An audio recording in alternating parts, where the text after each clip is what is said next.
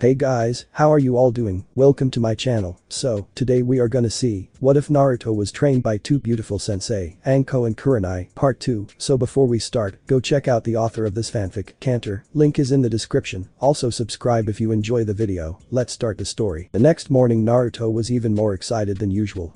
Today was the day he went back to the academy to attend a meeting for the new genin.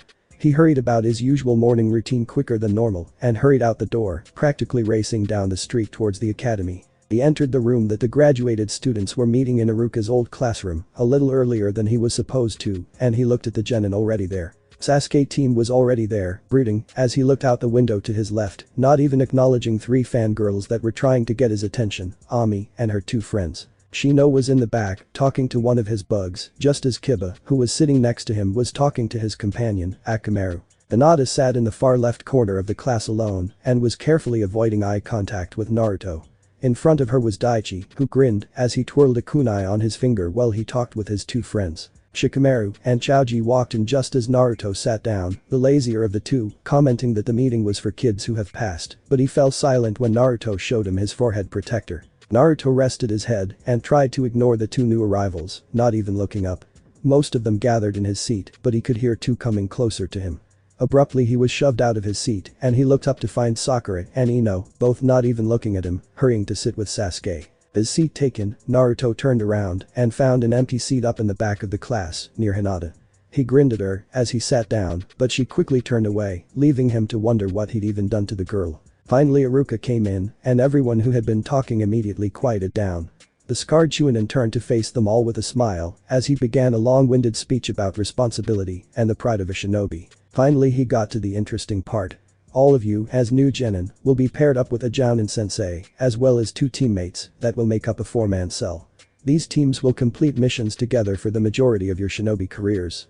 As you rise through the ranks, your Jounin sensei will teach you new skills that will aid you in your missions. During all of this, all the genin were wondering who they were going to be teamed up with. For Naruto, he didn't really mind being with anyone but Sasuke, and he'd really like Sakura or maybe Ino. I'll now announce your teams, as well as your Jounin sensei, who will be here shortly to take you to your first team meeting. Announced Iruka. Team 2, under Shiranui Genma, began Iruka. Naruto sat quietly listening for his name. Iruka had already called our teams 2, 3, and 5, and he was just reaching the next. Team 7, under Hada Kakashi. Naruto perked up at this. That name sounds familiar. Haruno Sakura, Uzumaki Naruto, Uchiha Sasuke. After Naruto's name was called, he gave a slight cheer since he was teamed up with his crush. Unfortunately he was also teamed up with Sasuke team. He'd have to make the best of it though. Team 8, under Yuhi Kurenai. Aburame Shino, Hyuga Hinata, Inuzuka Kiba. Naruto gave another twitch at the second familiar name. This one he remembered well though. Who wouldn't remember that beautiful red-eyed woman? Even if she was scary and angry, Naruto's thoughts turned towards Sakura when she was angry. Maybe just all women were scared when they were angry. That was something to investigate. Team 10, under Saratobi Asuma. Akamichi Choji, Nara Shikamaru, Yamanaka Ino. Iruka sat down at his desk, waiting for the Jounin sensei to arrive. Finally, after about 10 minutes, there was a knock at the door. Iruka got up, opened it, and 5 Jounin flowed in. One of them, with in his mouth, turned towards the class and called out, Team 2, with me. Another, with dark sunglasses and a bandana, called out, Team 3, I am Aoba Yamashiro. Follow me. A third Jounin, who had a sword strapped to his back, coughed as he stepped forward. Team 5, with me. Next was the red-eyed woman, Yuhi Kurenai. She saw Naruto and smiled, waving towards him. Many of the remaining genin looked at Naruto oddly. How did they know each other? They weren't given much of a chance to ask any questions though, as the woman called out, Team 8, come with me. Finally, the last Jounin, a tall broad-shouldered man with a beard and a cigarette hanging from his mouth, called out, Team 10, to meet me outside. But the only genin left in the room were Sakura, Sasuke, and Naruto. Sakura was busy trying to get Sasuke's attention while brushing off Naruto, while Naruto was busy trying to get her attention, while Sasuke just ignored them both. It was an odd interaction. After an hour, Iruka got up with an apologetic look towards the three genin. He announced that he had to leave and reminded them to lock the door on the way out. 2 more torturous hours passed until Kakashi walked in, only to be hit on the head with a chalky eraser and to see his three genin in the middle of an annoying, loud argument with little meaning behind it. My first impression of you is I don't like you. The man stated simply. Meet me up on the roof. The genin glared at the spot the Jounin had been standing in before disappearing in a puff of smoke. They quickly went up to the roof to meet their new sensei. Yuuhi Kurenai led the way to her team's training ground silently. Inside though, she was still concerned for the young blue-eyed genin she had taken an interest in. For some reason she didn't trust Kakashi with the boy. When she finally reached training ground 8, she turned around to get a good look at her genin team for the first time. She hadn't been paying much attention to them since she'd picked them up from the academy, as her mind was preoccupied, but now she had to put Uzumaki Naruto out of her head and work with the genin she had instead. Alright. Before we start, we should all tell each other about ourselves. I'll start. My name is Yuuhi Kurenai, I enjoy it, which I'm known for my mastery of, and I love to create new things and play mind games. I dislike simple-minded people who don't bother to see the finer details of matters. She paused as an image of Naruto flashed in her mind. My dream is to be recognized as one of, if not the best, users in the shinobi nations. Little did she know that, as she had paused earlier, the young Kunoichi on her team had the same image of Uzumaki Naruto flash through her own mind, as well. Naruto-kun. One of her genin stepped forward and looked silently at her in askance. Kurenai nodded, telling him to go ahead. I am known as Aburam Shino. I enjoy reason and logic, as well as order and structure. I pride myself on being able to draw detailed, accurate conclusions on matters quickly. I also enjoy cataloging new species of bugs in Konoha. I don't like people who are illogical or unnecessarily loud. As one writer once said, the habit of common and continuous speech is a symptom of mental deficiency. Dreams are illogical. Kurenai nodded. The genin's introduction was to be expected from an Aburam. Next was the Inyazuka Kiba, a genin of slightly shorter stature than Shino, but more broad-shouldered. He had the typical twin Inyazuka clan tattoos on his face, in the shape of fangs that ran from just below his eyes down to his jawline. He wore a cocky grin as he stepped up to speak. I'm Inyazuka Kiba. For a second Kurenai could have sworn his eyes glanced in Hinata's direction, but she dismissed it as her imagination. Akamaru and training. I dislike overly strong smells. My dream is to be the strongest Inyazuka. He finished. That left Kunoichi on her team. Kurenai looked over to the girl and noticed that she wouldn't meet her eyes and she was playing with her finger. I'm Hyuga Hinata, she stuttered horribly. The girl trailed off here as she blushed but continued on, evenly more heavily than before. I admire a person who is very strong and kind, but few people realize it. He inspires me to be strong. I dislike people who judge others, and my dream is to make my father proud. Kurenai gave the shy girl a small comforting smile, all while wondering who had caught the girl's eye and whether the boy was among the genin team and he was making her shy or not. She also didn't fail to notice how Hinata had stuttered a bit more on the word father than others. It is odd to see a Hyuga, normally a very proud clan, to have such a shy person in their number. Dismissing the line of thought, Kurenai focused on the task at hand, the real genin exam. Now that we've gotten past the introductions, it is time for me to explain what we'll be doing today. She smiled as all the genin visibly straightened and gave her their undivided attention. I'm going to see if you truly are ready to be genin by testing you. If you fail, you will be sent back to the academy for another year. Kiba shouted out, what? We already passed a test in the academy to get here. Yes. You passed a test to see if you had what it takes to be a genin. I will decide if you will stay one. Keep in mind that this test has a high failure rate and all genin teams will be receiving a similar one from their new jounin sensei. The red-eyed jounin watched as different emotions played across each genin's face before all of them settled on one thing: determination. Since this team has been formed on the basis of information gathering, a Hyuga with an Inyazuka with a superior sense of smell and an Aburam with bugs to scout with, I will be giving you a test similar to a mission you might receive from the Hokage one day. Explained Kurenai. Quickly she tried to think of a suitable task. One that would require them to seek out information that's not too available and act on it. Suddenly, she found a way to settle her worries about Uzumaki Naruto. Your mission, she said with a nearly unnoticeable smirk, is to find one of the jounin sensei of Konoha. His name is Hada Kakashi and has silver hair and one eye. You will be finding as much as you can about him and his team. The most important things are where he is testing his team, what his test is, and how he handles his team. You'll analyze as much as you can without them knowing of this and report back to me. Kurenai gave them all a smile and told them to start. Now I just need to wait and see. She turned around to see Anko sitting in a tree, twirling a kunai. She was smirking as she looked down at her red-eyed friend. Already sending your team of babies to spy over your interest. Kurenai sent a glare to her friend, it's not like that, and you know it. She sighed as she continued, I guess you already know how the teams turned out. Anko nodded and jumped down out of the tree. I heard from Iruka, the teacher at the academy. He's actually kind of cute, I've noticed. Still, I need to check out the man you seem to be so interested in, Kurenai-chan. Who knows, maybe I'll have to have my own taste, she laughed. Kurenai ignored the teasing. It's not like she'd get Anko to stop. Well, how about we go watch Kakashi's teams ourselves? I'm going to need to make sure that what my genin team reports back is accurate anyway. Anko smirked again as she put her kunai back in its holster. Sure. I want to see this guy you've got your panties in a bunch for anyway. We can take our time to get there though. Why do you say that? Kakashi is always late. So, I think we should all try and get to know each other a little bit. Why don't you all introduce yourselves? You know, likes, dislikes, dreams, stuff like that. Asked Kakashi. The pink-haired genin hesitantly spoke up. Why don't you start, sensei? Kakashi blinked. Alright, let's see, my name is Hada Kakashi. I like him. My dislikes maybe some other time. My dreams. Well, that's really none of your business. I have lots of hobbies.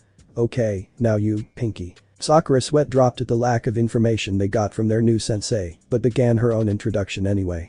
My name is Haruno Sakura. My likes are when she looks over at Sasuke and giggles.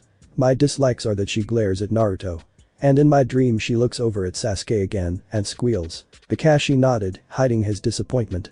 Okay, you next, the broody one. Sasuke glared at Kakashi for the nickname he received but decided to get this over with. Uchiha Sasuke. I don't have many likes, but there are a lot of things I don't like. My dream, or more of an ambition, is to revive my clan and to kill a certain man. Kakashi grinned at Uchiha's answer. It was predictable, but noteworthy. Good. Now you, the weird kid. Scowling at Kakashi, Naruto crossed his arms and said simply. Uzumaki Naruto. I like ramen, I hate stupid villagers, and I'm going to become Hokage. I have an idiot who thinks he can become Hokage. I hear he's a bit creative on the spot at least. A rabid fangirl with no field skills at all, and I have the breedy Uchiha, but at least he might actually amount to something. Kakashi sighed as he thought this and decided he'd give his team his typical bell test. Alright, meet me at training ground 7. We're going to have a test to see if you're really ready to be genin or not. The three genin sat stupidly as the man disappeared again in a puff of smoke. I thought we already passed the test to be genin. Naruto asked his two new teammates. Sasuke just humphed and started heading towards the training grounds while Sakura followed, not even paying attention to Naruto. When they had finally reached the training grounds, they found their sensei waiting for them on top of one of the training posts. Yo.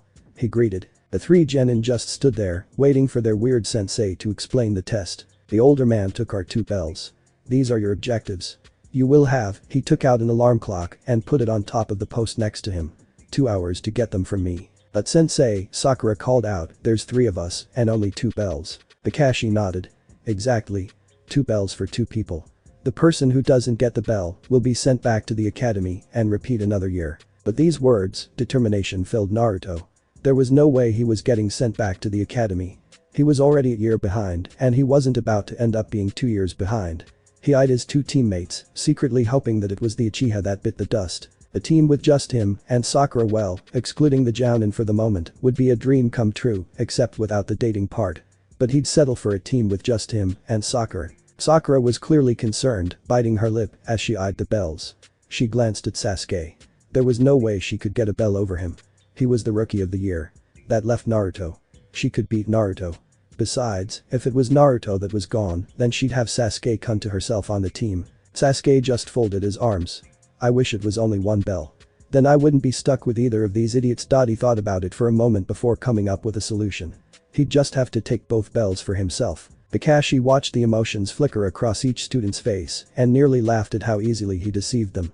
He held up his hand above his head and brought it down sharply, shouted, begin. All 3 genin hurried away to hide themselves, waiting for an opportunity. Seems they at least understand the basics. Wait, Kakashi turned to see that Naruto was charging at him, shouting Kage Bunshin no Jutsu. Kakashi's eyes widened at the student's ability to use such a high level. His shock faded quickly though, and the Jounin fell into a stance, ready to fend off the clones. 4 clones came into Kakashi, 2 of them sliding from either side, aiming to slam their heels into his kneecaps. A painful tactic. He jumped up above either of them and managed to whip his leg back into one of the clones next to his right while letting the other on his left slide under him. He landed on his knee, directly on top of the clone's stomach. It gasped in pain and disappeared in a puff of smoke. Getting up quickly, Kakashi used smoke as cover from the other 2 clones that were charging him. One had pulled out 3 kunai and threw them at him as he got up while the other just charged with its fist pulled back. He grabbed the fist that flew by his face and yanked the clone in front of himself to block the 3 kunai and then quickly jumped through the smoke that appeared to deal with the 4th clone. With all the clones finished, Kakashi calmly turned around to face the blue-eyed genin. Is that all you have? And here I thought you'd have some skill at least, if you could use the Kage Bunshin. Guess I was wrong. Naruto bristled with anger and was about to charge in again, forgetting his reason for using Kage Bunshin when the Jounin reached into his pouch. Instead Naruto stopped and got into a ready position. Is he pulling out a weapon? Except Kakashi wasn't pulling out any weapon. Instead he pulled out an orange book. He flipped it open to a page and said, I'm ready when you are. I figured I might as well read if I'm not going to have a challenge. Naruto roared in fury and charged Kakashi. The Jounin sighed at the one-track mind of the genin. He grabbed both arms of the genin and held him there as he looked into his eyes. I would think by now that you'd understand, you can't beat me so easily. To his surprise, the genin just smirked. Kakashi's eyes widened as he heard the distinct sound of someone drawing kunai from behind him. When he tried to jump away, the genin simply held onto his arms, much as he had been doing before. 3 kunai impaled themselves into his back and he let out a gasp of pain, but just as Naruto thought he'd gotten a hit on the Jounin, the man puffed into a log, leaving Naruto to curse by himself in the field. Kakashi watched the genin begin to look for him, finally heading off in the opposite direction.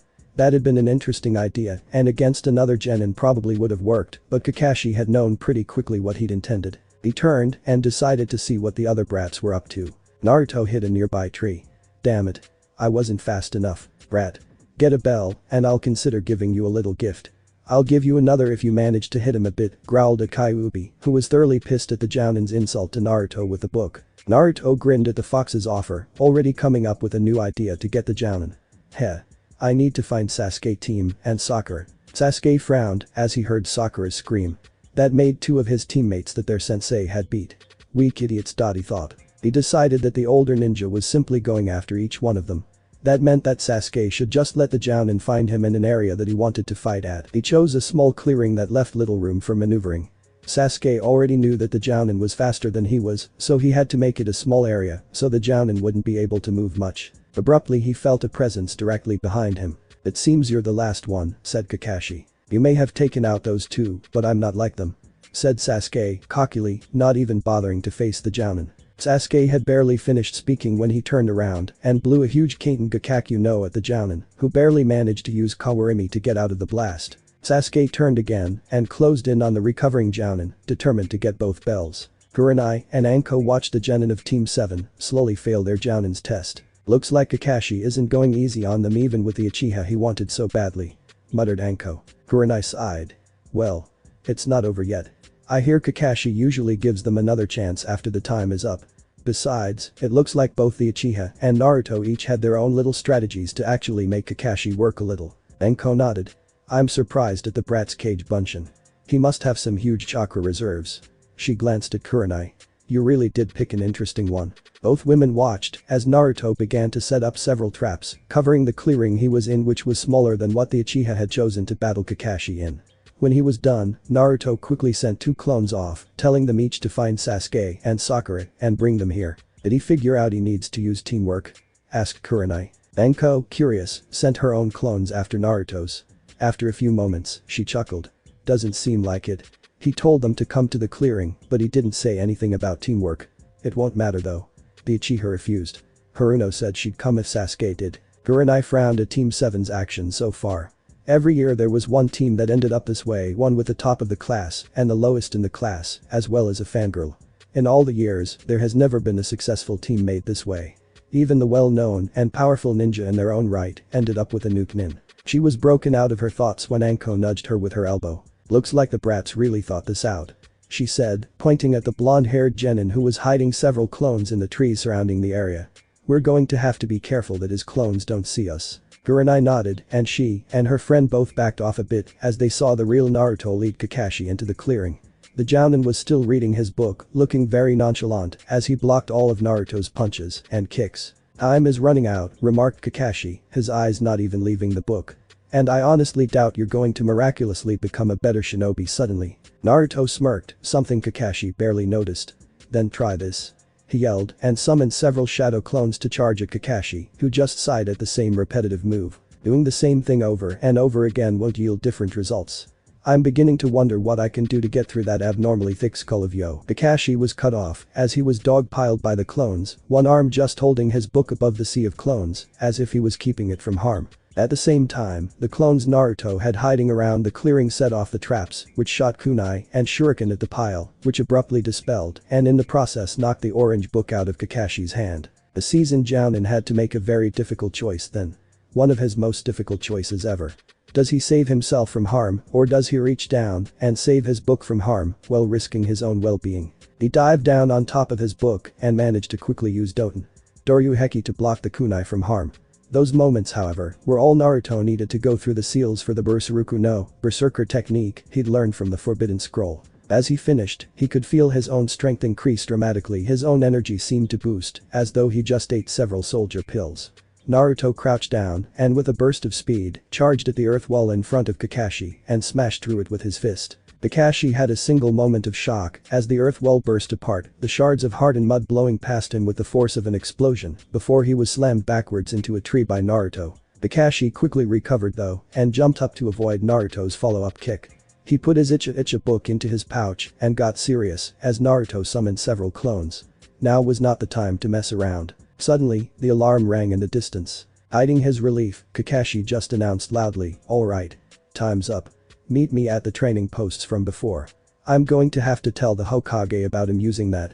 So far he's shown that he knows 2 techniques from that scroll. As the Genin team arrived, Kakashi immediately tied Naruto up, something which Kurenai and Anko, who were still watching from a distance, became angry over since Sakura had clearly done worse. "Well, it seems none of you have to worry about going back to the academy," he announced, much to the Genin's surprise.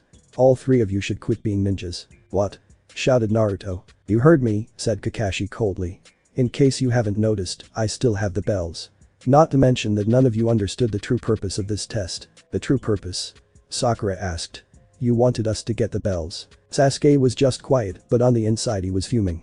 "I knew I'd be held back by these useless idiots." Naruto groaned from where he was tied up. "Give us another chance, Kakashi-sensei." Kakashi was silent for a moment. "Fine. I'll let Sasuke and Sakura eat some lunch which I've brought. But Naruto will not be eating." "What? Why? Don't question me," yelled Kakashi. "I'm the rule here. If anyone gives any food to Naruto, they immediately fail. We'll continue again in 20 minutes. Kurenai and Anko watched from the trees as the 2 Genin on Team 7-8, both ignoring their teammate tied to the post. Sakura would look up every once in a while at Sasuke, as though checking to see what he was doing. The Uchiha just ignored both his hungry teammate and the girl, just eating, as he normally would. Anko frowned, an odd expression to see on her normally smirking face. "They're not going to pass. The brats have no sense of teamwork, they'll never figure out that they're supposed to give food to Naruto," she said. After a moment, Kurenai shook her head. "No, they will. I'm going to make sure of it." Anko's eyebrows rose as she looked at her friend, but seeing what Kurenai planned, a mischievous smile appeared on her face. "Ah, Kuro-chan, you're so devious." Shino, Hinata and Kiba all watched from another end of the field as Team 7 went through their entire test, with Shino's bugs giving the smaller details and him reporting them to the rest of the team. Hinata didn't have to use her Byakugan as they knew where the team was and they could see them clearly, and Kiba and Akamaru part had already finished as they were the ones who had tracked Team 7 down with their sense of smell. "Ha! So Team 7's only strong member is Sasuke. Other than that they're not much," laughed Kiba. Shino glanced at his new teammate, questioning how accurate Kiba's observation was, especially with what his bug said Naruto had done. Sasuke and Sakura had both been ignoring Naruto's pleas for food for a while when suddenly Sasuke turned around and offered his food to Naruto. When Naruto questioned him, he only said, "We're a team." Sakura, always wanting to get the approval of her crush, immediately copied Sasuke and offered her food to Naruto. "Sasuke-kun is right. You need to eat too, Naruto." During this whole time, Shino got another report from his bugs and he stiffened. Something which both Kiba and Hinata noticed. "What's up?" asked Kiba. Shino was silent for a moment. "It's nothing important. It seems we're not the only people watching this match though. Kurenai-sensei and someone else are here. They're probably checking on us." Kiba and Hinata nodded, accepting his answer, before turning back to see Kakashi yelling at his genin before telling them they passed and explaining the importance of teamwork. Shino, however, was lost in thought. Why would Kurenai-sensei be using a "come on. We still have to report to Kurenai-sensei and finish this test she gave us," Kiba said as he jumped off back to their own training grounds. Naruto slurped down another bowl of ramen with a sigh. Ichiraku's was the best. He leaned back and patted his stomach, pretending to be full. Not that he really was though. "Another bowl, miso ramen," he ordered. "Coming right up," called the old man at the ramen stand. His daughter just giggled as she took Naruto's empty bowl and added it to a towering stack by the sink. "You eat so much ramen, Naruto, it's amazing you aren't fat." She laughed. Naruto grinned at her in response, all while acting up a bit for another laugh. He secretly enjoyed the sound of her laugh. Something about it was pleasant. On the inside though, another conversation was going on. "I'll admit, whelp. You surprised me. I didn't actually think a weakling like you would manage to hit the bastard. Laughed the fox. Naruto smirked, ignoring the weakling comment. "I think you owe me a few gifts," he said in his mind. The fox's snort was so loud in his head that Naruto looked around to see if anyone nearby had heard it. He was sitting at Ichiraku's, celebrating his victory earlier. Luckily, nobody seemed to be looking at him strangely. "I did promise I'd give you 2 gifts, one for getting the bell and another for hitting the jounin. If I remember correctly, you only hit him but never got a bell yourself," said the fox. Naruto growled over his ramen. Just like a kitsune to weasel its way out of a deal like that. "Fine. What's this gift then? Tonight, when you sleep, we'll talk. Right now, you're going to have company." Naruto blinked when his conversation with the fox was cut short and he felt a hand on his shoulder. He turned around to see someone unexpected. "You." Kurenai and Anko arrived back at Training Ground 8 shortly before Kiba, Shino, and Hinata.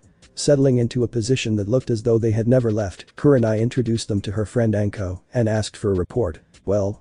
she asked. Kiba and Shino both took a step forward, ready to tell her what they heard, but paused when they noticed each other. Kurenai sighed audibly, knowing that this little struggle of power was something that she had to deal with. Finally, Shino stepped back, allowing Kiba to go on. Whether it was a sign of giving in or just a sign of being more mature, Kurenai didn't know, but she flashed Shino a grateful smile. "Well, we located Team 7 along with Hada Kakashi back at the academy pretty easily, with my sense of smell," bragged Kiba. "We followed them to Training Ground 7, where he gave them what he called a bell test. He pulled out 2 bells and told the team whoever can get a bell from him passes, the one who doesn't get a bell fails." "Good work," said Kurenai. "But that wasn't much of an analysis of his test. Is that all you found out?" she asked. Kiba stood there for a moment, silently wondering what he'd missed when Shino stepped forward. Kakashi clearly tried to divide the team by only having 2 bells in the test, while there are 3 people in the team.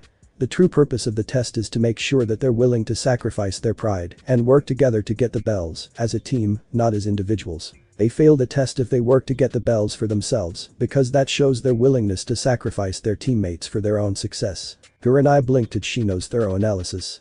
He clearly had a sharp mind. "Alright, very good teammate. We will start our first missions together tomorrow. You're dismissed until then." After the 3 had each left, Anko and Kurenai both started to walk in their own direction into the village. "So I'll admit, I was impressed with that Uzumaki brat," Anko told her friend. "I can't believe he knows Kage Bunshin and the Berserker technique. They're both pretty chakra demanding. In fact, I'm amazed at how little the Berserker technique seemed to affect him." Kurenai nodded absently, as she also thought of the blue-eyed genin. "I'm glad his team made genin though." "Yeah, all thanks to you," laughed Anko. Kurenai smiled. "Perhaps. I'm fairly confident that Naruto would have fed either of his teammates had their positions been reversed." "Oh, well, here's your chance to find out for yourself," exclaimed Anko. Leaning in, she whispered in her friend's ear, "And your chance for a date with your little crush." She pushed Kurenai off to the side on the street and Kurenai reached out blindly to grab hold of something to steady herself, unwittingly grabbing Uzumaki Naruto's shoulder. The genin turned around quickly, his eyes wide. "You," he said. The boy blushed suddenly and scratched the back of his head.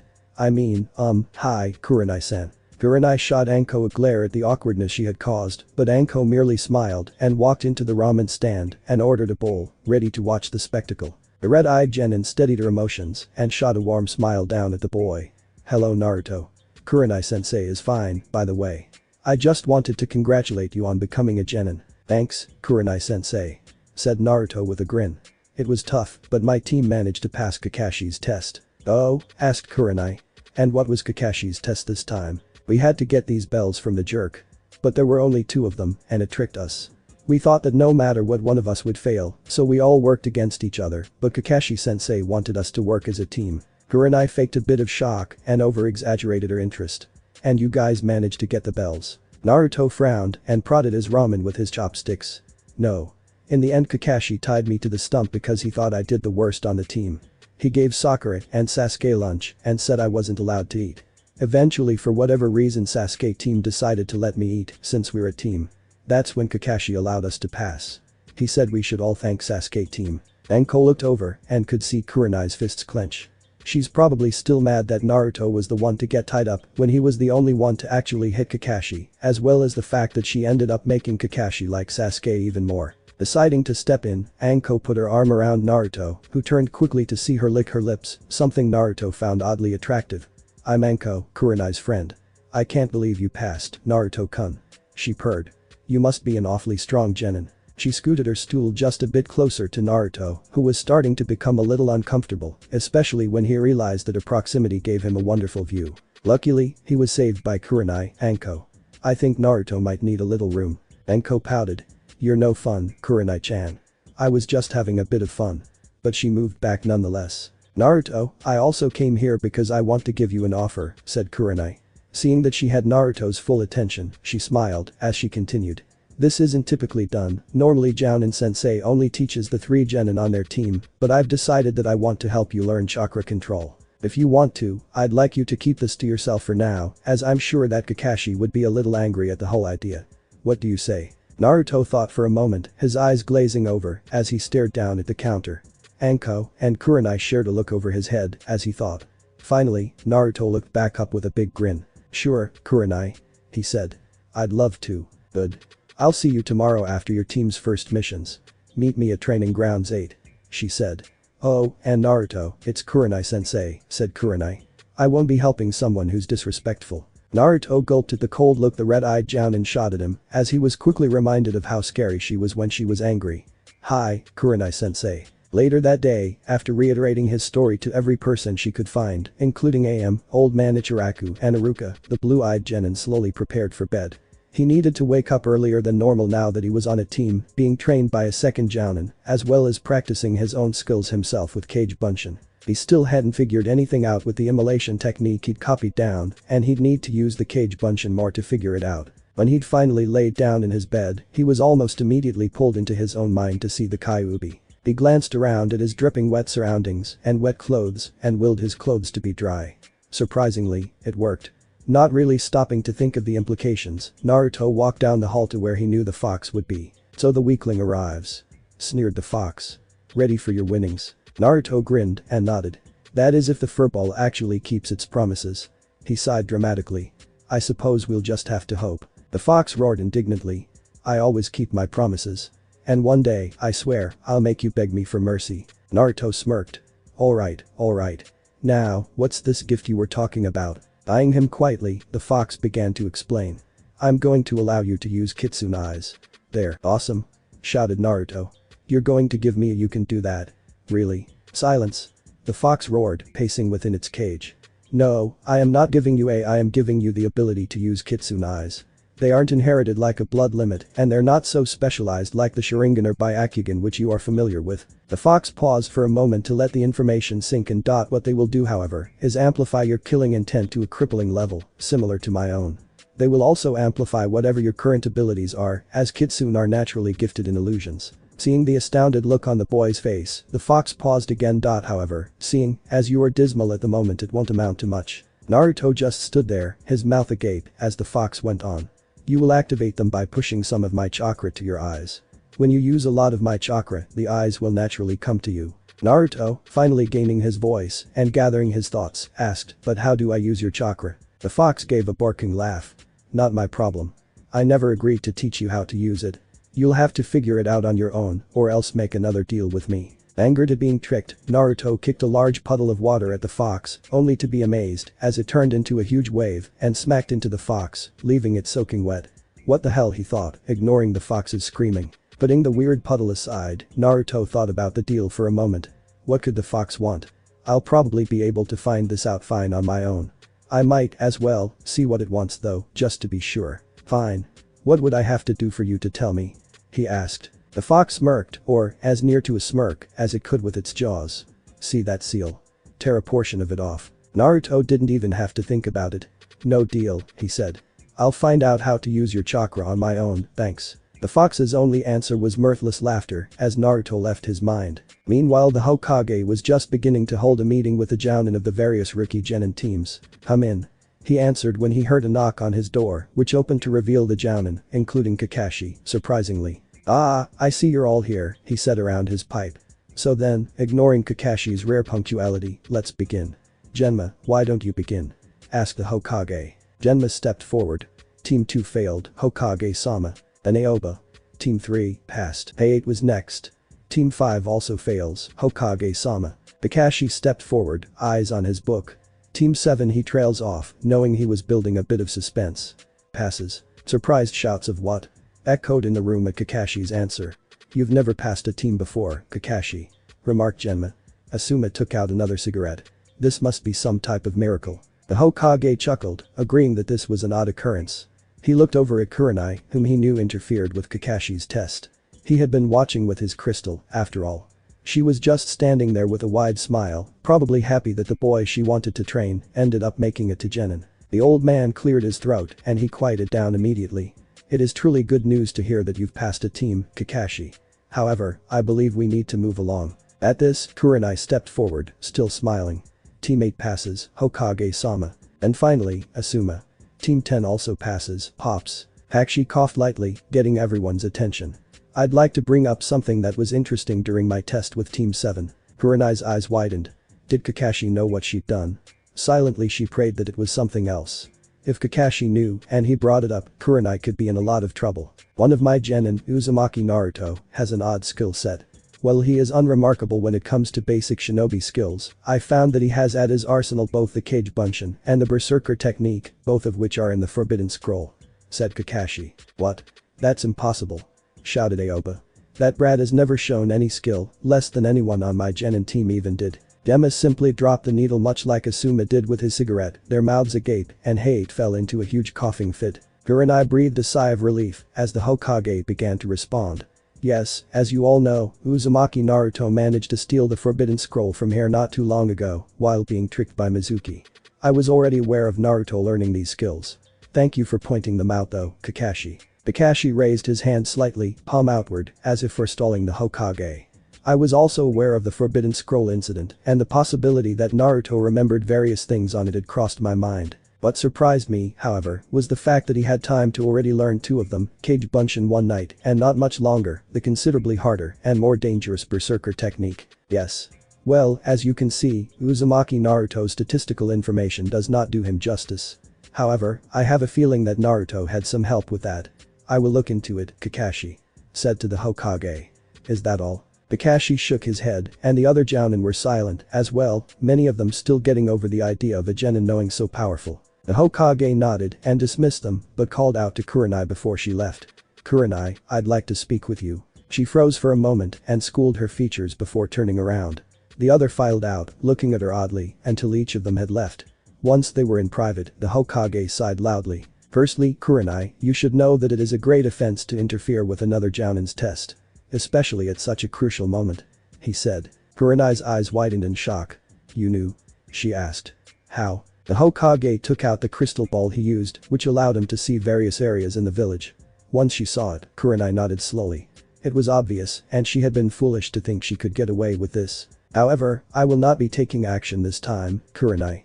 He said to her shock. In fact, I think it will be good for Kakashi to finally have a genin team, and also, just between you and me, he winked, I wanted Naruto to be a genin, as well. His expression became more serious though, as he said in a no-nonsense tone, if you ever do something like this again however, I can promise you that you will be put on review and suspended of your active duty status. Kurenai nodded seriously and heaved a huge sigh inwardly, both because she still couldn't believe she had been caught and also in relief that she was off the hook. Thank you, Hokage-sama, she said. After Kurenai had left, the Hokage leaned back into his chair. Even when he's not pulling pranks, Naruto causes problems. He chuckled as he put his pipe aside and got up, finished with the day's work, and went to find his bed. The next day began early for Naruto as he woke up excited about his team starting their training. He rolled over in bed, still buried in the warmth of his sheets, and turned towards the clock. He had an hour to get to the training grounds. Plenty of time. Nevertheless, he trudged out of his bed and into the shower, washing up for the new day. He dried off and put on clean clothes and walked out of the bathroom into the kitchen for some breakfast. As the instant ramen was cooking in the microwave, Naruto checked outside to see the sun shining brightly and plenty of people already up and walking around. Finally the microwave beeped and he sat down by the window and enjoyed the warmth shining through it as he ate. By the time he had to head to the training grounds, Naruto was fully awake, and because of the light stretches and exercises he had decided to do, he already had a head start on his teammates. He still managed to arrive earlier than everyone else at training ground 7 and went to the small bridge nearby and leaned against the railing, waiting for everyone else to show up. Sasuke was next, walking slowly and purposely to the bridge, his hands in his pockets and his head bowed. The raven-haired boy barely gave a response to Naruto's good morning, except for a brief moment of eye contact. The Uchiha prodigy simply ignored Naruto and leaned back to wait for their sensei, spacing out and losing himself in his own thoughts. Naruto left his teammate alone and went back to resting, his own thoughts turning to wondering how to use the Kyuubi's chakra. He tried several times earlier while waiting for everyone to arrive, but so far he'd only managed to gather his own. He wasn't going to keep trying while people were here either, so he decided that he'd have to wait until after all his training today to test any new ideas he might think of. Soon after, Sakura came hurrying up, still huffing from having to run from her house to the training grounds. Evidently she'd woken late or had to put on makeup. She responded to Naruto's good morning, Sakura-chan. Even less than Sasuke did. That is, she didn't even look in his direction. Naruto ground his teeth and Sakura's constant attitude towards him and decided something. It was a revolutionary thought in his mind, and immediately after he thought it, he wondered where it came from. Forget Sakura. She's not even worth my time with how she acts. Still blinking at the thought, Naruto watched from afar as Sakura continuously tried to engage Sasuke in conversation. If he was completely honest with himself, then he couldn't deny that she was being annoying. It was no wonder Sasuke didn't encourage her attention at all. Azure Eyes watched for the better part of an hour as Sakura never relented in her attempts and Sasuke never acknowledged her. Sure, Naruto felt bad that Sakura was treated that way, but then he'd remember that when he tried talking to Sakura, she did to him the same thing that Sasuke normally did to her. Glad you've finally come to your senses. I was beginning to wonder how retarded you really were. The fox rumbled. Naruto imagined sending a huge splash of the water from the floor in Kyuubi's cage into the fox's face and was glad to hear the fox spluttering. Heh. Serves you right. The fox snarled. Insolent brat. I'll tear you to shreds. Naruto laughed aloud at the empty threat, making his teammates glance at him. He waved them off, but to no avail. After waiting for their late sensei for so long, Sakura wasn't going to put up with Naruto's antics. Naruto. Quit being so annoying. Sasuke-kun and I are trying to have a conversation. She yelled. That nearly did it. Naruto was equally annoyed, both by their sensei's lateness and his recent epiphany regarding Sakura. He closed his eyes and tried to calm down by slowly counting backwards. Unfortunately, he was still fuming afterwards. And when Kakashi finally did manage to show up with a simple yo. All three genins, thoroughly annoyed by each other and their sensei's tardiness, yelled out at him, "You're late." "Ah, sorry. I got lost," he said lamely. Kakashi waved off their accusations of him lying, of all things, and announced, "Well, I was going to get our first mission today, but seeing as you guys don't seem to be up to it," he trailed off, happy to see that his genin team had shut up, eager to do the mission. "Alright. Off to the Hokage tower then to get our mission assignment." Kakashi led the way with his three genin in tow, Sasuke brooding off to the side, Sakura walking up alongside him, and Naruto, normally boisterous, was trailing behind. Curious about the strange behavior from the blonde, Kakashi decided to keep an eye on the boy during their mission. Right now though, they were reaching the Hokage's tower, where they'd get their mission. "Ah, Team 7. Said the Hokage when they were admitted into the room. "Let's see, will this be this team's first mission?" "Ah yes, I have just the mission. 1D rank for a delivery." And so Naruto became familiar with the horror that were D ranks. Dreadful, traumatizing, soul-searing, excruciatingly boring missions. They were something to be feared. The first had been deliveries around Konoha. The second had been a trash pickup. The third. Well, that one Naruto effectively blocked out of his mind since it was too horrible an experience. Thankfully, they finished in the afternoon and Naruto cheered when he was finally dismissed. He started heading towards Ichiraku's, glad to finally have some time off. He smiled as he reached the small ramen stand and the old chef waved at him. To his side was his daughter, AM, who also waved. AM was a pretty girl who Naruto loved to talk to and share his stories with, as she truly seemed to enjoy them, often overlooking his little embellishments. She rarely got to leave the stand and instead worked hard with her father for their money, so for her, Naruto's stories were a wonderful source of entertainment. AM greeted Naruto warmly as he sat down on the stool and asked him what to eat. Just as Naruto opened his mouth to order several bowls of his favorite though, he felt a hand on his shoulder. He turned to see bright red eyes. "You?" he gasped. "Deja vu," muttered Kurenai. "I thought we had an agreement, Naruto." She asked. Naruto blinked. and blinked again. Suddenly he remembered. Oh. Sorry Kurenai-sensei, I completely forgot after Kakashi-sensei finally let us go. We had our first few missions today. D ranks are terrible. Kurenai frowned. Don't forget about our meeting again. I was waiting for you at the training grounds and I was beginning to wonder if you'd picked up Kakashi's bad habits already. This time it was Naruto's turn to frown. Never. Kakashi-sensei was late for our morning training by a couple hours. It won't happen again, Kurenai-sensei. Alright, Naruto. Come with me, I need to speak with you. The older woman said. I was just about to eat though. Whined Naruto, making Kurenai laugh. I bet those D ranks tired you out. Remarked Kurenai. Alright. After we have our talk, I'll treat you to ramen here before we start our training.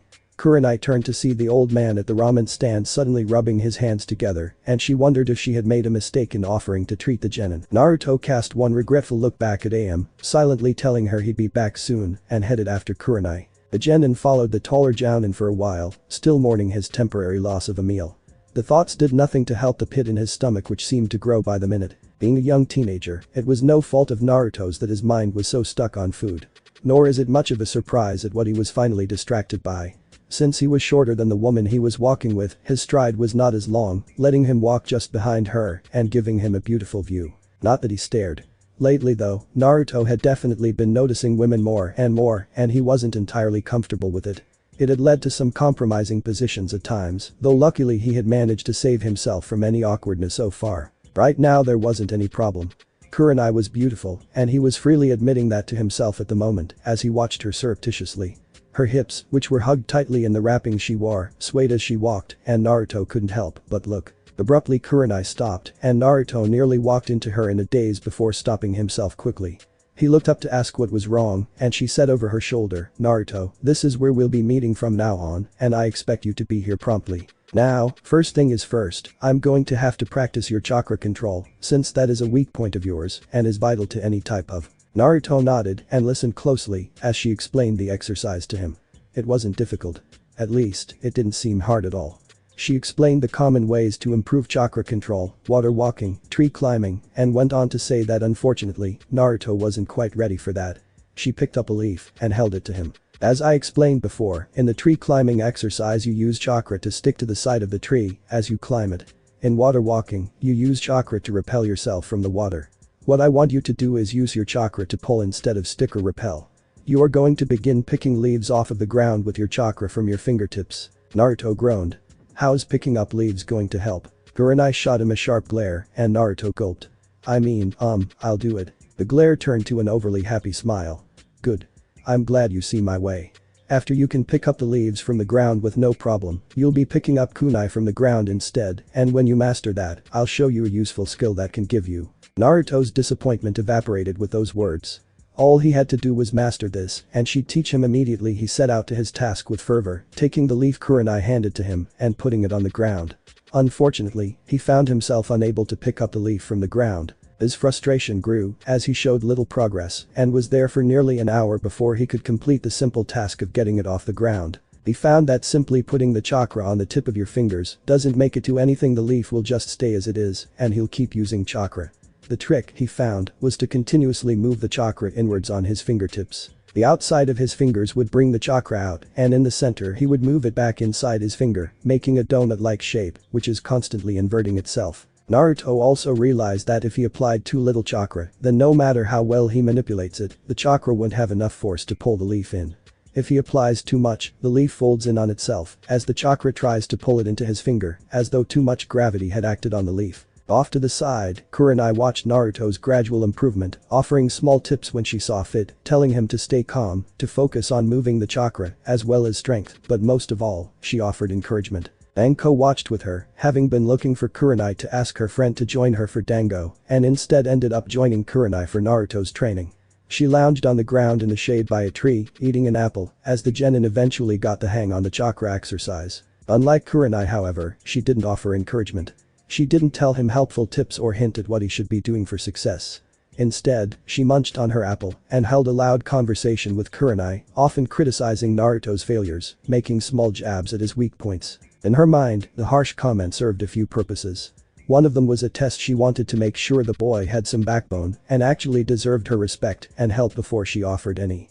Another was actually a form of help in itself, although not many would see it that way. Her harsh comments would point out Naruto's failures and weak points loudly so that Naruto could hear her talking about them quite clearly. Hopefully, in addition to angering him and maybe finally provoking him enough to prove himself to Anko, it would make him realize what he needed to work on, and in the end, he'd be much improved. Naruto meanwhile tried to ignore her loud comments while he continued practicing, focusing only on his own chakra and the leaf he was trying to hold with it. Of course, one of the key elements to successful chakra manipulation is being calm, since anger is a rough and uncontrollable emotion and it reflects in your chakra. Soon his hard-earned progress began to dwindle as he became more and more aggravated with Anko and then became increasingly frustrated that he was not succeeding. When Kurenai finally called him to a stop, he thankfully held his anger back and settled for a glare rather than bashing her face in, Kurenai's friend or not. The day ended with Kurenai having significantly less money than she is comfortable with and Naruto lying in bed exhausted but proud of himself. The days came and went. Naruto began to stick to a routine. Wake up, eat, head out to meet Team 7. Missions. Training on his own. Training with Kurenai. He made progress quickly in chakra manipulation as well as a few he needed to brush up on. He could finally complete Bunshin properly. He didn't use it much though, he had Kage Bunshin, which, incidentally, he'd been using to try and perfect the Berserker technique as well as learn the immolation technique. So far he'd only managed to make the Berserker technique more efficient for him, but the immolation technique remained elusive. The most he could do is create tiny flames, which would appear randomly on any part of his body. So far he'd never been able to do much more of a flame than what would be created by a match, much less envelope his body. On top of that, the flames had the odd habit of appearing in odd places, once on his rear in fact, which ended up in him singing his chair. Nevertheless, he kept practicing and also trying to think of ways to bring out the Kyuubi's chakra. He hadn't had any luck though. The day soon came however when Kurenai finally switched him from leaves to kunai. The idea being that a heavier object is more difficult to pull to yourself with chakra. It proved to be true. So far, he hadn't managed to make the kunai stick to his fingers. He would drive the kunai into the ground and then try to remove it by placing his fingertip on the edge of the handle and pulling with chakra. So far, nothing has budged. Anko had been having a field day. Ha! No wonder he was dead last. She nearly yelled. He can't control his chakra any more than a first-year academy student. He might as well not even be able to gather it up. Naruto ground his teeth, ignoring Anko and gathering a bit more chakra to the tip of the kunai. He could feel it attach and he began to slowly bring it out of the ground. It wasn't budging easily. And here I thought since he's going to be Hokage and all, he'd at least have some skill. But instead, he probably shouldn't even be a ninja. He could feel it. It slowly began to wiggle out of the earth, rising from the ground, stained with dirt and grass. Idly he wondered what it would be like to pull a kunai out of a body and how much more stained it would be. You shouldn't have wasted your time with the failure, Kurenai-chan. That did it. Overwhelming emotions filled him, and Naruto could feel the kunai suddenly give way to his chakra as he yanked it out of the ground, throwing his entire body weight back and swinging around quickly, whipping his arm, and he flung the kunai at the snake mistress, who was still smiling stupidly at her own words. Pretty girl or not, I'll still kick your ass for saying that. He screamed. Anko, even when caught off guard, didn't even blink at the kunai flying towards her. If anything, her smile grew wider and she raised her hand as if to catch the kunai but held one finger out with which she used chakra to grab onto the handle and fling it right back at Naruto, who didn't have any time to dodge. It flew right by his face and cut a long thin line on his cheek and suddenly he felt Anko standing right behind him. She put an arm around him and leaned down over her shoulder. So the baby does have some backbone. I was beginning to worry that all I was doing was hurting his feelings. She licked the blood running down his cheek with a smirk and he gave an involuntary shudder at the feeling. Abruptly Anko kicked him hard in the back and sent him flying forward. Face in the dirt, he could hear her say quite clearly from where he had just been standing. I was just expecting you to snap back at me, but not attack me, but since you so kindly offered for a spar, I accepted. Naruto didn't have any time to move before Anko had already kicked him hard in the stomach, sending him flying to a tree trunk. As soon as he had landed at its base, Anko was already there and it was beyond Naruto to make any sort of strong blocks or attacks of his own as Anko threw punches and kicks. It finally ended when Kurenai stepped in, putting Naruto behind her. And I was just getting to the good part, whined Anko. Clearly he can't keep up with that pace, Anko. What were you trying to do? Put him in the hospital, demanded Kurenai. Anko just spread her hands and shrugged, saying well I figured he should learn not to attack a jounin, it might serve as a useful lesson someday. His taijutsu truly was worse than I expected though. She muttered. Naruto sent her baleful glare from the ground, something she didn't fail to see. Oh. And even after taking such a beating he's still got some spunk to him. I like that, said Anko. She trailed off when she saw Naruto's face. And look here, it seems your face has already healed up. Interesting. She stood up and had a new gleam in her eyes. And what's this about me being a pretty girl? She asked teasingly. Well, I have to admit, I am awfully good looking. She struck a pose that clearly accentuated her features and licked her lips slowly, letting Naruto take it all in with wide eyes before he shook his head to clear any thoughts and was once again saved by Kurenai. Just ignore her teasing, Naruto. And try not to look. I don't approve of perverts. She said and started to lead him away. Behind her, Anko whined. But I wanted him to look. Besides, you're just stealing him, Kurenai-chan. She joked. Once they were a little away from Anko, Kurenai told Naruto that since he'd gotten to pull the kunai out once, she'd finally teach him if he could do it again, proving he had a mastery over it. But you said you'd teach me once I managed to do it, claimed Naruto. Kurenai frowned. I never said anything about it's a skill you'll be able to use in different situations with this chakra manipulation. Naruto paused for a moment. Huh? What do you mean? Never mind. Just do the kunai exercise. I'll think about giving you as well, the kunai skill. Right now, I'm going to go talk to Anko though. While Naruto got his kunai out and began the exercise again, Kurenai walked over to Anko, who was lounging in the shade again to watch. I can understand the comments from earlier to get him riled up, but was the teasing necessary? She asked. Anko smirked at her. Of course. Would I be Mitarashi Anko if I didn't do it? She asked.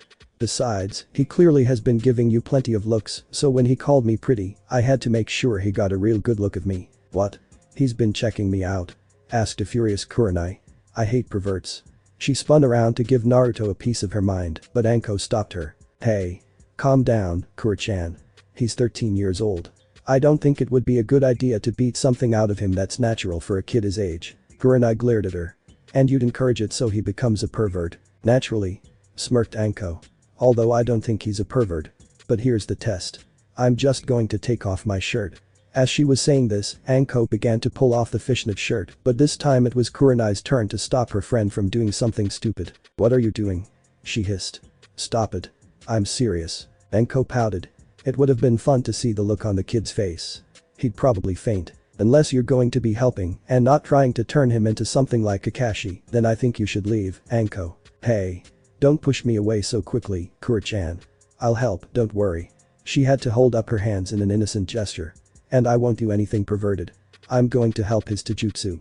He has horrible form. Kurenai nodded and the two of them walked over to Naruto, who was now easily completing the kunai exercise. Good, Naruto. You can stop now. Naruto stood up straight, having been bent over towards the kunai, and he faced the two jounin with a smile. Alright, Kurenai-sensei.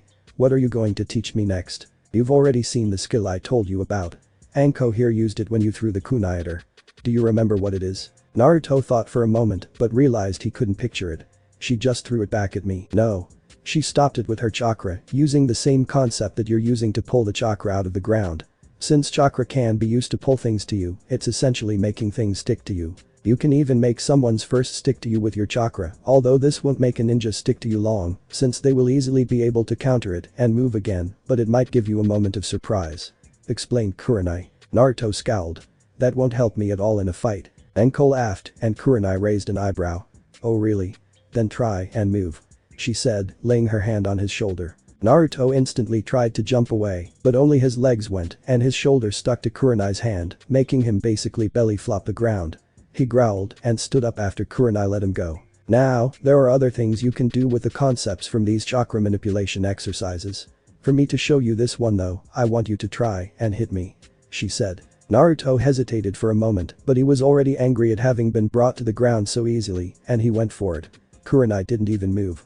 She stood in place, and he watched his fist move closer and closer to her gorgeous face, but when it got closer, his fist suddenly veered off to the side, missing her completely. He openly gaped. He'd missed a still target. In front of him, Kurenai and Anko both stood with identical smirks. As you can see, Naruto. You missed it. If you're confused as to why, it's because I used my chakra to push your fist out of the way. At the moment, your brute strength isn't enough to overcome my chakra pushing your fist, but if you were someone with more strength or with chakra control that could interrupt mine, then you wouldn't have had a problem hitting me. Anko nudged him in the shoulder. So you and I are going to be working on your taijutsu together sometimes, which will improve those flabby muscles. She pinched his biceps as she said that, making him jerk his arm away. That is how his practices finished, and Naruto found that his increased chakra control was going to have huge benefits, especially if he could use it to avoid attacks. So far Kurenai had already told him that tomorrow she'd be starting him on tree climbing, which was very similar to the kunai exercise, though on a much bigger scale, and more difficult because it was on his feet. And by the time he knew water walking well, he'd be able to use chakra to help him in a bunch of ways in fights, not just making him more efficient. The next day brought some even better news though. He had been waiting with Sasuke and Sakura at training ground 7 for a few hours already, giving Naruto time to discreetly practice pulling a kunai out of the ground while sitting at the base of a tree while Sasuke was busy brooding and Sakura was busy trying to talk to Sasuke. Kakashi finally appeared though, ignoring Sakura's loud accusations, and announced that they were heading to the Hokage to get their next mission. Now with all the training he's been receiving and all the progress he's made, Naruto is feeling good. Really good. He was confident and ready for a mission that would test him.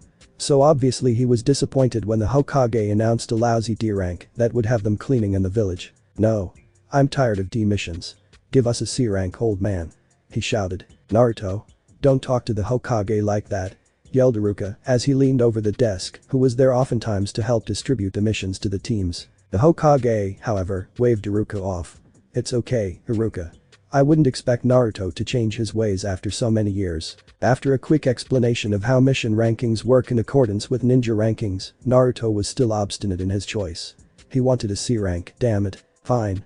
How does everyone else on the team feel about this?" asked the Hokage. "Do all of you feel you're ready for a C rank?" Naruto and Sasuke immediately nodded, and seeing Sasuke's nod, Sakura nodded as well. The Hokage sighed and rubbed his temples before finally agreeing. This mission is to protect a bridge builder from bandits and other such dangers while he is building a bridge essential to his village's well-being and wave. I hope all of you will act professionally and take this assignment very seriously while you are representing Konoha. The Hokage looked them each in the eyes carefully to make his point before he turned to Iruka. "Alright. Iruka, please go get Tazuna-san." Iruka nodded and left the room, returning shortly with an older man who wobbled on his feet, holding a large bottle of sake. He eyed Team 7 when he entered. "I'm going to be protected by you brats. I doubt you guys could handle the job. Especially the short one with the freaky face," he slurred. While Naruto began to charge the old man, only to be stopped by Kakashi. "I can understand your concern, sir, but I am a Jounin of Konoha, and I can promise you that no harm will come to you while you're under my protection," he said. Turning towards his genin team, he told them to get their things and meet him and Tazuna at the east gate in an hour. Tazuna and Kakashi walked out of the Hokage's office shortly after and immediately headed towards the gate. An uncomfortable silence followed them. "So, you're at this village, eh?" asked the bridge builder. Kakashi just kept walking, having already pulled out his orange book. Tazuna's sweat dropped. "Are you listening?" Still no answer from the masked ninja. "This will be a long trip," thought Tazuna. Naruto, meanwhile, was running back to his apartment to pack his things, some clothes, a tiny bit of food for himself, and some spare ninja supplies. After he finished that, he quickly locked up and hurried off to find Kurenai Sensei. He needed to tell her that he wouldn't be in Konoha for a little bit. He eventually found her and teammate training together, so he realized he only had two choices: barge in on their training and come up with a lie on why he was talking with an instructor of a different team, or find Anko. He didn't have any way to find Anko though. He didn't know enough about her. So he stood for a moment, thinking on how to approach the issue. If he just left, Kurenai would get mad at him for not being at the training grounds when she had told him to be there. If he barged in, the secret that she was helping him train would be out. Suddenly, Akamaru barked and Kiba announced in his loud voice, "Someone is here, guys. I think it smells like." At that point, Naruto just jumped out. It was now or nothing. "Hi, guys," he yelled stupidly, trying to buy time to think. "What are you guys up to? What does it look like, idiot?" "We're training," snarled Kiba. "And don't interrupt. Why, you bastard." Naruto charged at Kiba, who smirked and got into a stance. Hinata, however, stood in the way. "Stop it," she shouted, a bit uncharacteristically. Naruto didn't have any time to avoid crashing into Hinata, since he'd already gotten enough speed that he couldn't stop so quickly. He bowled over her, and the two fell into a heap on the ground with Hinata on top. "Hey. What do you think you're doing, dope?" roared Kiba, taking a few steps forward. "Don't hurt Hinata like that, you bastard." He was held back by Shino, however. "Stop it, Kiba." Hinata and Naruto didn't quite realize most of this though. Naruto was panicking that he might have hurt Hinata, who he realized had never done anything to him, while Hinata was simply having trouble taking in the fact that she was straddling Naruto's waist in a pretty compromising position. She turned bright red, and once Naruto asked her if she was alright, it was too much. She fainted. Right on top of her crush. "Hinata?" asked Naruto, shaking her. "Hinata." She fainted. "I didn't mean to hurt her like that. Honest." Shino and Kurenai both shook their heads at Naruto's obliviousness, while Kiba simply snarled, "You idiot, I can't believe you hurt her. I swear I'll tear you to shreds if we get to fight." "Kiba, be quiet please," said Kurenai. "Naruto, why are you here?" At that, Naruto remembered what his original reason for coming here was. "Well, I did buy plenty of time for myself, but I forgot to think of a plan. Well, you see, Kurenai-sensei. I'm going on a mission with Team 7. We're heading to Wave." He explained, deciding to just tell her what was going on. Now he needed to think of a reason to explain why he was telling Kurenai-sensei this. Luckily, Kurenai already caught on. "Oh, so Kakashi sent you to tell me that your team won't be able to spar with us today. Alright. Well then, perhaps when Team 7 gets back you can find us for a friendly spar." Naruto sent Kurenai a grateful look, which she answered with a kind smile and a barely perceptible wink, and the blonde-haired genin sped off towards the eastern gate. When he'd finally reached the gate, everyone was already there waiting for him. "I knew the weird-faced kid was no good," muttered Tazuna. Naruto ignored him. "Alright, it's about 2 days until we reach Wave if we keep a steady pace, so let's head out now so we get the most of the day," said Kakashi, already pulling out his book and walking off in the direction of Wave. The others all looked at each other before walking off to follow him. Sasuke fell in a steady pace just behind Kakashi, hands in his pockets and staring straight ahead, carefully ignoring anything Sakura said. For herself, Sakura chose to walk alongside Sasuke and constantly make conversation, oftentimes centering around Sasuke's skill as a ninja. That left Naruto in the rear, along with Tazuna. Neither of them spoke for a while, both of them content to be left alone. Naruto was busy looking around, taking in the village surroundings, while Tazuna simply watched the antics of Team 7 like it was some form of entertainment. Perhaps it was. Eventually, Tazuna walked up to talk with Kakashi, while Naruto was left to his own thoughts again. He still hadn't managed to bring out the Kyuubi's chakra, and he'd refused to negotiate with the fox to have it tell him how to use it, since the fox wanted him to tear off a portion of the seal.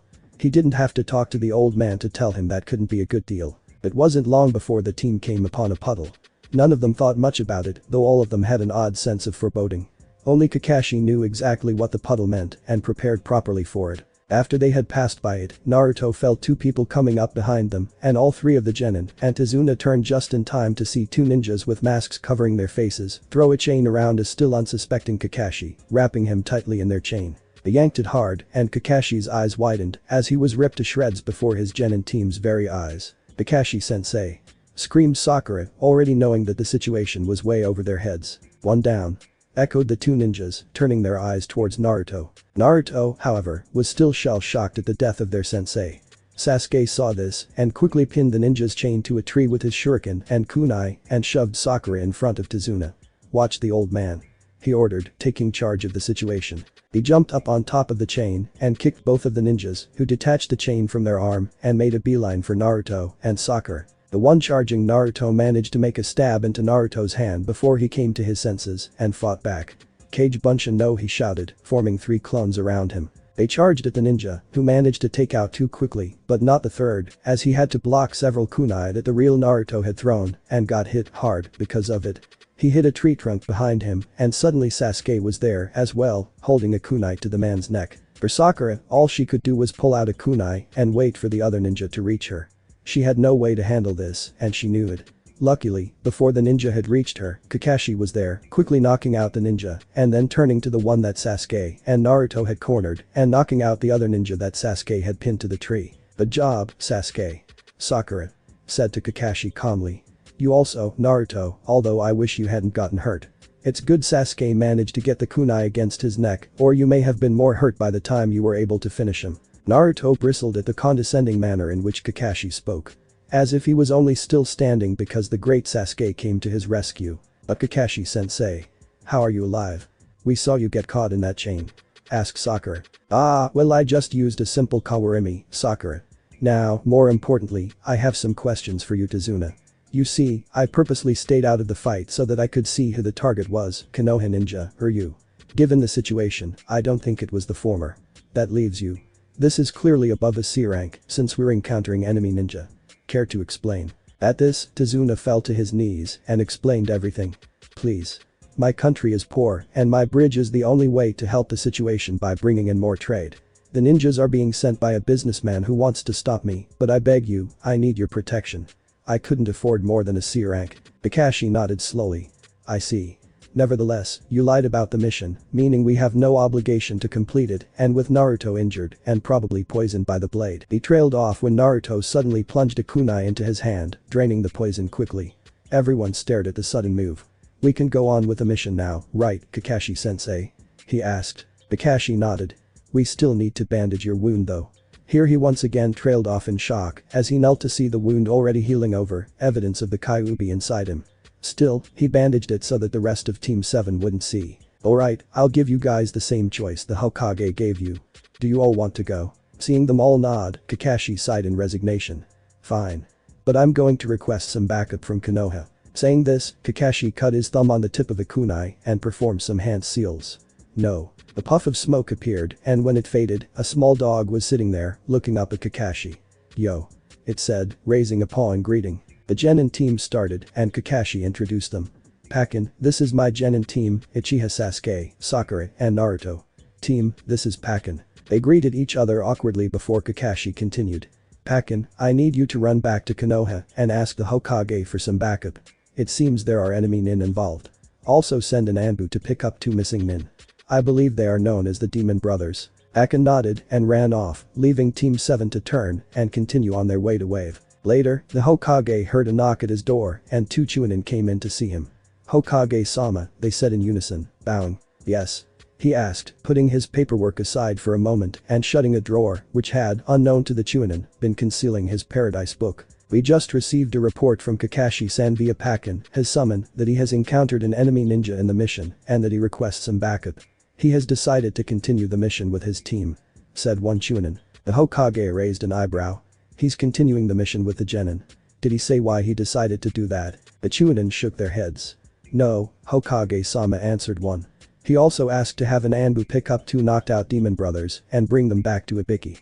If I may suggest Hokage-sama, I would send someone of equal caliber as Kakashi to back up Team 7. The Hokage nodded. I agree. I already have someone in mind to send. He wrote out a mission assignment quickly and handed it to one of the Chunin. He looked at it and raised an eyebrow at the name on it. Are you sure she's a good choice? The Hokage nodded. Yes. Give her the mission assignment and inform her that I want her to be in Wave as quickly as possible. Both Chunin snapped to attention, putting their heels together and straightening up. Hi. Hokage-sama.